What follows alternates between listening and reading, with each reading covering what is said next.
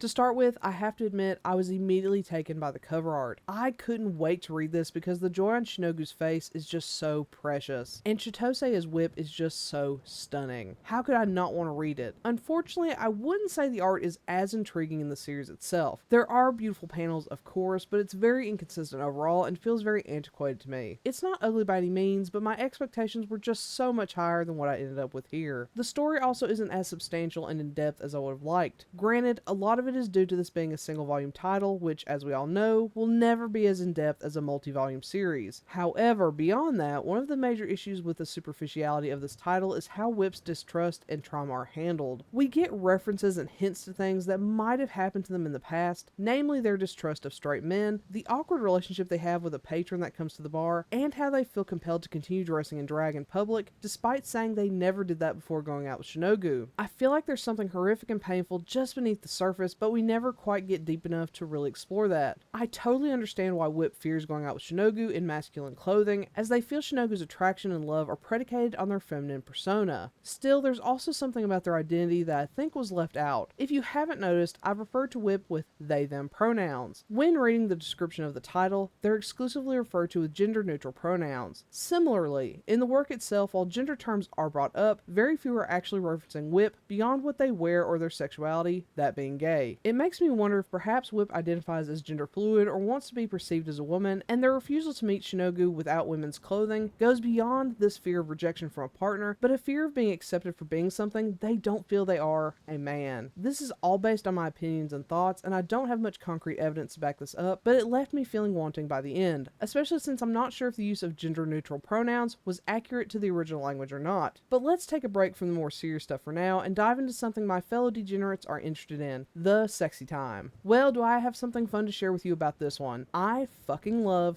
that the, quote, straight guy in the relationship bottoms. It brings me so much joy that the more feminine, cross-dressing partner in the relationship isn't relegated to being the bottom just because they're perceived as the more feminine one. It's such a refreshing sight to see. We even get a scene where Whip is in drag, loving up his insomniac salaryman. This isn't a super smutty title by any means, as much of the time is spent on Whip coming to terms with their insecurities and fears, and Shinogu trying to understand what being an ally and a partner means. But what we do get is very sensual and intimate, which is fun. If you're looking for never-ending smut, you're in the wrong place.